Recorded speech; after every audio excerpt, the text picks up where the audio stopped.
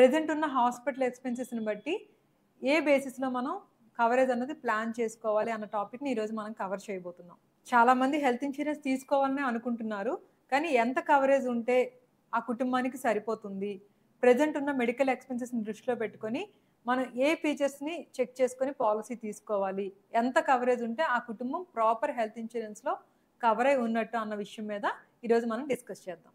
మన దగ్గర వస్తున్న కస్టమర్స్ అందరికీ కూడా వాళ్ళు ఉంటున్న లొకేషను, వాళ్ళ తాలూకా ఏజెస్, వాళ్ళ తాలూకా ఫ్యామిలీ సైజ్‌ని తీసుకొని వాళ్ళకి సూట్ అయ్యే హెల్త్ ఇన్స్యూరెన్స్‌ని బట్టి మినిమమ్ 10,00,000 అండ్ అబోవ్ కవరేజ్ ఉండేటట్టుగానే మనం సజెస్ట్ చేస్తున్నాం. కానీ కస్టమర్ ఏమనుకుంటున్నారంటే, ఇప్పుడు మేము చిన్న ఏజ్‌లోనే ఉన్నాం కదా! మాకు 3,00,000 5,00,000 సరిపోతుంది కదా! అని అడుగుతున్నారు. బట్ ఆ సమ్ ఇన్స్యూర్స్ తీసుకోవటం వలన మీరు ఫ్యూచర్‌లో ఎప్పుడైనా హాస్పిటలైజేషన్ అవ్వాల్సిన పరిస్థితుల్లో రూమ్ రెంట్‌కి గానీ, ఐసీయూ చార్జెస్ గానీ రిస్ట్రిక్షన్స్ కొన్ని ఉంటాయి. అలాగే హై సమ్ ఇన్స్యూర్స్ తీసుకోకపోవటం వలన ఫ్యూచర్‌లో ఏజ్ పెరిగిన తర్వాత కొంచెం కవరేజ్ అనేది పెంచుకుంటా ఉంటాము అని అంటూ ఉంటారు. బట్ కండిషన్స్‌కి, హెల్త్ ప్రాబ్లమ్స్‌కి ఎటువంటి ఏజ్‌తో సంబంధం లేదండి. అలాగే మేజర్ ఇష్యూస్ ఏవైనా గనక మనకి స్టార్ట్ అయిన తర్వాత మీరు చిన్న ఏజ్ అయినా, పెద్ద ఏజ్ అయినా సరే తర్వాత ఫ్యూచర్‌లో నాకు కవరేజ్ పెంచుకుంటాను అంటే ఆ సమ్ ఇన్ష్యూర్డ్‌ని ఎన్హాన్స్‌మెంట్ చేయటానికి ఇన్స్యూరెన్స్‌లో అవకాశం ఉండదు.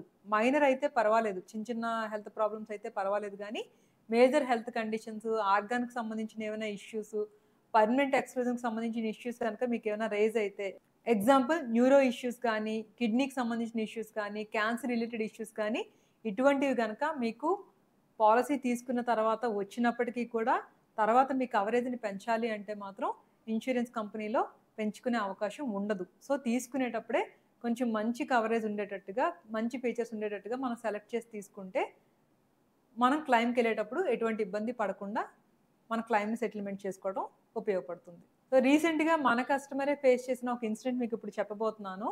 ఒక 2 ఇయర్స్ బ్యాక్ మనల్ని అప్రోచ్ అయినప్పుడు ఆయన వాళ్ళ ఫాదర్ కోసం హెల్త్ ఇన్స్యూరెన్స్ పాలిసీ తీసుకున్నారు.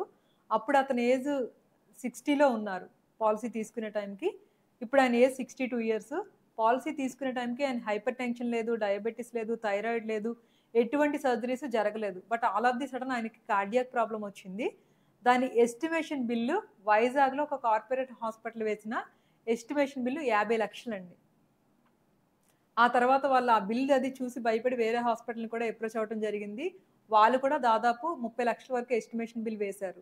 తీరా చూస్తే వీళ్ళకున్న పాలిసీ వాల్యూ 10,00,000 అది కూడా 1 ఇయర్ కంప్లీట్ అయ్యి ఉన్నది కాబట్టి నో క్లెయిమ్ బోనస్ యాడ్ అవ్వటం వలన మరొక 2,50,000 యాడ్ అయ్యి 12,50,000 కవరేజ్ ఉంది అతనికి.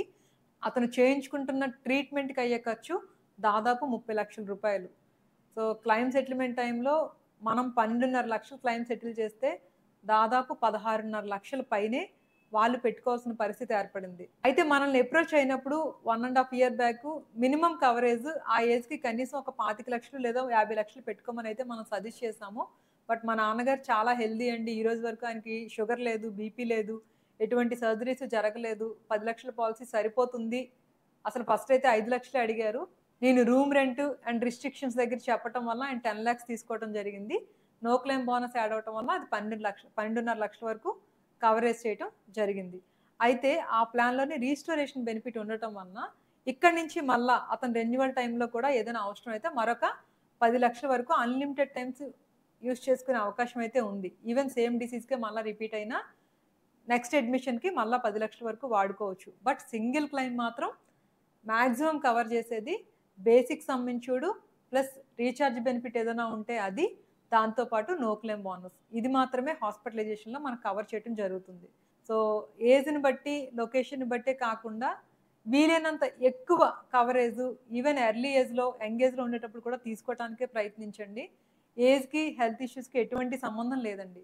మనకి ప్రీవియస్‌గా ఎటువంటి హెల్త్ కంప్లెయింట్స్ ఉన్నా లేకపోయినా సరే, ఇప్పుడు చూస్తున్న డిసీజ్ పరంగా ఎంత ఎక్కువ కవరేజ్ మనకి, మన కుటుంబానికి ఉంటే మనం అంత సెక్యూర్డ్‌గా ఉన్నట్టుగా ఫీల్ అవ్వచ్చు. మేము పాలిసీ తీసుకోవటమే మాకు కొంచెం ప్రస్తుతానికి ఉన్న ఫైనాన్షియల్ పరంగా ఇబ్బందవుతుంది. హై సమ్ ఇన్ష్యూర్డ్ ఎక్కడ తీసుకోగలము అని అనుకునే వాళ్ళకి బేస్ ప్లాను ఎటువంటి లిమిట్స్ లేకుండా తీసుకొని, టాపప్ ప్లాన్ సెపరేట్‌గా వీలైనంత ఎక్కువ అమౌంట్ కవర్ అయ్యేటట్టుగా తీసుకోండి. అదైతే కొంచెం ప్రీమియం రీజనబుల్‌గా వస్తుంది.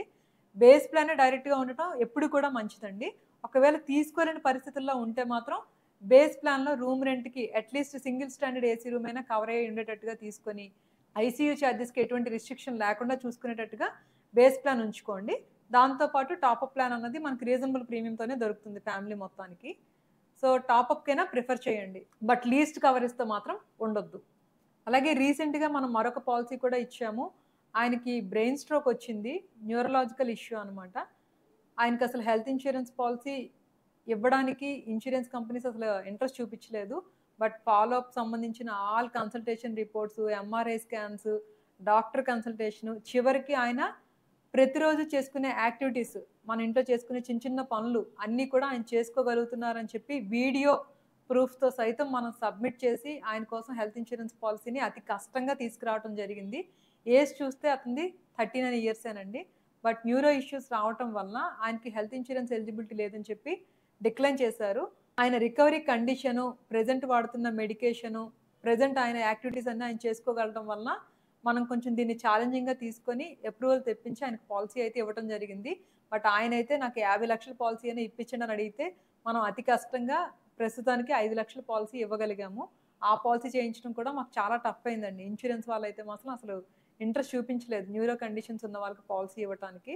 బట్ ఫైనల్లీ చాలా ఛాలెంజింగ్‌గా తీసుకొని ఆ పాలిసీ అయితే ఇవ్వటం జరిగింది. అసలు పాలిసీయే రాదు అనుకున్న చోట 5,00,000 కవరేజ్ అయితే ఇవ్వగలిగాము. ఇలాంటివి ప్రాబ్లమ్స్ వయసుతో సంబంధం లేకుండా వస్తూ ఉంటాయి కాబట్టి వీలైనంత ఎక్కువ కవరేజ్ మీకు, మీ కుటుంబానికి ఉండేటట్టుగానే చూసుకోండి. చాలా ఖర్చులు మనకు తెలియకుండానే పెడుతూ ఉంటామండి. షాపింగ్స్ కని, బర్త్‌డేస్ కని, పొంగల్స్ అని ఇటువంటి విషయాల్లో మనం చాలా డబ్బులు ఖర్చు చేస్తూనే ఉంటాము. ఒక్కోసారి లైఫ్ స్టైల్ ఎక్స్‌పెన్సెస్ కూడా ఇప్పుడు చాలా ఎక్కువగానే ఉంటున్నాయి. దాంతో పోల్చుకుంటే మనకి హెల్త్ ఇన్స్యూరెన్స్ ప్రీమియం ఏమీ పెద్ద ఖర్చయితే ఏం కాదు. దాన్ని అసలు ఖర్చుగా ట్రీట్ కూడా చేయాల్సిన అవసరం లేదు. దాన్ని ఒక ప్రొటెక్షన్ కిందే మీరు భావించినట్లయితే మన ఇన్స్యూరెన్స్ తాలూకా ఇంపార్టెన్స్ ఏంటో మనకు అర్థమవుతుంది. ఫ్యూచర్‌లో మనకి ఎలాంటి ఎమర్జెన్సీ వచ్చినా అదే పాలిసీ మనకి శ్రీరామ రక్షలా కాపాడుతుంది. సో, హెల్త్ ఇన్స్యూరెన్స్‌ని ఎప్పుడు కూడా ప్రొటెక్షన్ కిందే చూడండి తప్పించి ఎక్స్‌పెన్సివ్ కింద చూడొద్దు. వీలైనంత ఎక్కువ కవరేజ్ మన హయ్యర్ సమ్ ఇన్స్యూర్డ్స్‌కెళ్ళే కొద్దీ కూడా ప్రీమియం డిస్కౌంట్ వస్తుంది. మనం నిన్న కొటేషన్ ఇచ్చాము. రూ. 1,00,000కి వాళ్ళకి 59,000 పడితే 50,00,000కి 56,000 పడింది. 25,00,000కి రూ. 52,000 పడింది.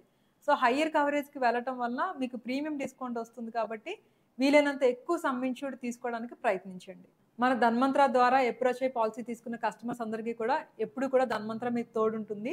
అలాగే ఇన్స్యూరెన్స్‌లో మీ కెరియర్‌ని గనక స్టార్ట్ చేయాలి అని అనుకుంటే మనం కిందన మెన్షన్ చేస్తున్న నంబర్‌కి వాట్సాప్‌లో మీ మెసేజ్ పెట్టండి. మీరు ఏ సర్వీసెస్ అయితే ధన్వంతర నుంచి కోరుకుంటున్నారో, ఇన్స్యూరెన్స్ కావాలా? లేకపోతే ఇన్స్యూరెన్స్ అడ్వైజర్‌గా కెరీర్ స్టార్ట్ చేయాలనుకుంటున్నారా? అన్న విషయాన్ని వాట్సాప్‌లో గనక మీరు మెన్షన్ చేసినట్లయితే మన టీమ్ మిమ్మల్ని కాంటాక్ట్ చేసి మీకు ఫర్దర్‌గా గైడ్ చేస్తారు. ఇందులో మెన్షన్ చేసిన ఇన్ఫర్మేషన్ అంతా ప్రతి ఒక్కరికి ఉపయోగపడేదేనండి. ఈ వీడియో మీకు ఇన్ఫర్మేటివ్‌గా అనిపిస్తే మన వీడియోని లైక్, షేర్ అండ్ సబ్స్క్రైబ్ చేయండి.